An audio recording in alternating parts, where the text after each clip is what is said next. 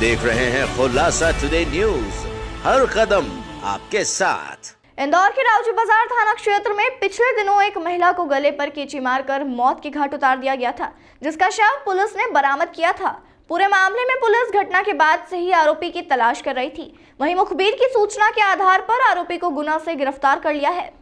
जानकारी देते हुए एडिशनल डीसीपी ने बताया कि 9 दिसंबर को पुलिस को सूचना मिली थी कि रावजी बाजार क्षेत्र की जबरन कॉलोनी में एक महिला का शव मिला है। मौके पर जब पुलिस पहुंची तो महिला का शव बरामद किया, जिसे गले पर कैंची मारकर मौत के घाट उतारा गया था। महिला की पहचान निकिता प्रजापति के रूप में हुई थी। पूरे मामले में पुलिस ने मामला दर्ज कर आरोपी की तलाश शुरू की थी और घटनास्थल के आसपास के सीसीटीवी फुटेज देखे गए थे, जिसमें यह बात सामने आई कि महिला 3 दिन पूर्व ही यहां पर किसी युवक के साथ रहने आई थी, जिसमें युवक की पहचान नहीं हो पा रही थी, जिसके चलते पुलिस ने महिला का इंस्टाग्राम अकाउंट और अन्य सबूत जुटाए, जिसमें महिला के साथ रहने वाले युवक की पहचान प्रवीण धाकड़ निवासी गुना के रूप में हुई। जब गुना जाकर प्रवीण धाकड़ को पकड़ा तो पूछताछ में उसने बताया कि निकिता से उसकी पहचान इंस्टाग्राम के माध्यम से हुई थी और वह इंदौर लाकर उसके साथ रहने लगा था। दोनों ही शराब पीने के आदी थे। शराब के नशे में प्रवीण ने निकिता के साथ जबरदस्ती करने की कोशिश की। जब महिला ने इसका विरोध किया तो गुस्से में आकर आरोपी प्रवीण ने निकिता पर कैंची से हमला कर उसे मौत के घाट उतार दिया और अपनी गाड़ी लेकर वह गुना भाग गया। वरिष्ठ अधिकारियों के मुताबिक इस अंधे कत्ल का खुलासा करना एक बड़ा टास्क था, जिसे लेकर 3 टीम गठित की गई थी और इंस्टाग्राम सहित मोबाइल डिटेल और लोकेशन निकाली गई, जिसके माध्यम से आरोपी तक पहुंचा गया। वहीं जिस मकान में निकिता और प्रवीण रहने आए थे, उसके मकान मालिक द्वारा भी पुलिस को किसी तरह की जानकारी नहीं दी गई थी, जिसे लेकर पुलिस ने मकान मालिक पर भी कार्रवाई की है। 9 तारीख को रावजी बाजार थाना क्षेत्र में जबरन कॉलोनी में एक 20 वर्षीय महिला का शव बरामद किया गया था।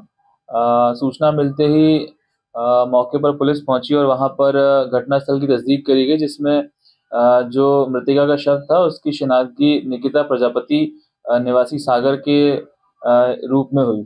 उसके बाद लगातार उसकी हत्या किसके द्वारा करी गई है, इसके लिए तफ्तीश जारी थी। अलग अलग टीमें बनाई गई थी। मृतका की हत्या उसके गले में कैंची मारकर की गई थी।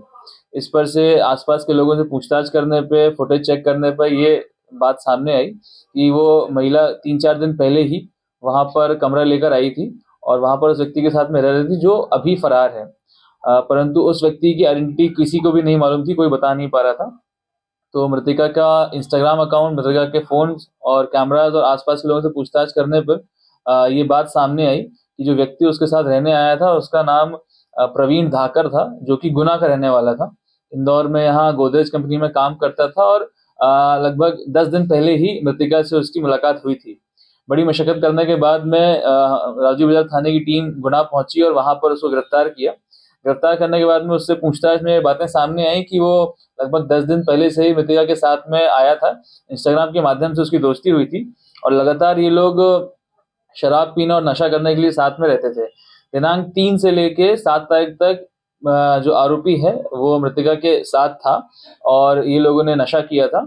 इसके बाद आरोपी द्वारा बताया गया कि उसने मृतका के साथ में जोर जबरदस्ती करने की कोशिश करी, जो कि मृतका के द्वारा विरोध किया गया। उसका विरोध करने के बाद विवाद होने पर गुस्से में आकर नशे में आरोपी के द्वारा कैंची से हमला करके उसकी मृत्यु कर दी गई, हत्या कर दी गई। उसके बाद वो अपनी गाड़ी लेकर के यहाँ से सीधे अपने गृह जिला गुना फरार हो गया।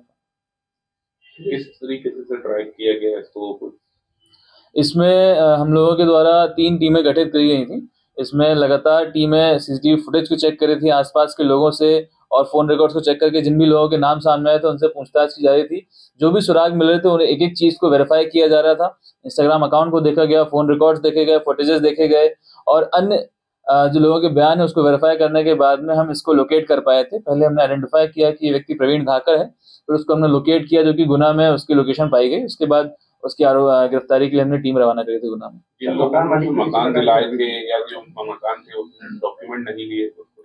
जी हाँ, मकान मालिक के द्वारा डॉक्यूमेंट्स नहीं लिए गए थे और ना ही थाने पर सूचना दी गई थी। इसके लिए पृथक से मकान मालिक के विरुद्ध में 188 का मुकदमा कायम किया जाएगा और उसके विरुद्ध वैधानिक कार्रवाई की जाएगी। जिसने मकान दिलाया था उसको भी उससे पूछताछ करी गई है। उसका साफ तौर पर उसका सहभागिता इस हत्या में सामने नहीं आई है, इसलिए पूछताछ करने के बाद में उसको थाने से रवाना किया गया। महिला का बैकग्राउंड क्या था इसके अंदर? ये महिला 20 वर्षीय महिला थी जो कि सागर की रहने वाली है। इंस्टाग्राम अकाउंट में इसके काफी ज्यादा 50,000 लगभग फॉलोअर्स थे और इंस्टाग्राम अकाउंट पे ही रील्स बनाने का और इस प्रकार के काम वह महिला करती थी। परिवार के लोगों ने सर शव लेने से भी इनकार कर दिया था। किस तरीके से फिर पुलिस ने इसका दावा किया? शव बरामद करने के बाद में मृतका के परिजनों से, जो कि सागर के निवासी है, उनसे संपर्क किया गया था और उनको बॉडी सुपुर्द करने के लिए बताया गया था, परंतु किन्हीं कारणों वो यहाँ नहीं आ पाए थे, जिस कारण से नगर निगम की मदद से पुलिस थाना रावजी बाजार के द्वारा उसका अंतिम संस्कार कराया गया और उसको सम्मान पूर्वक उसको अंतिम संस्कार कराया गया।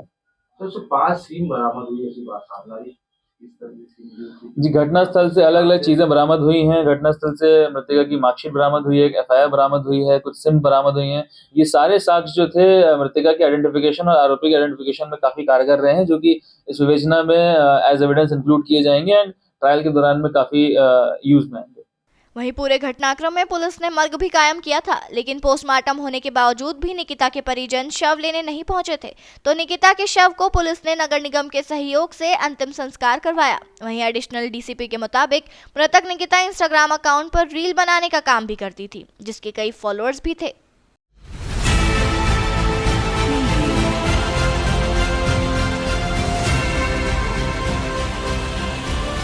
आप देख रहे हैं खुलासा टुडे न्यूज, हर कदम आपके साथ।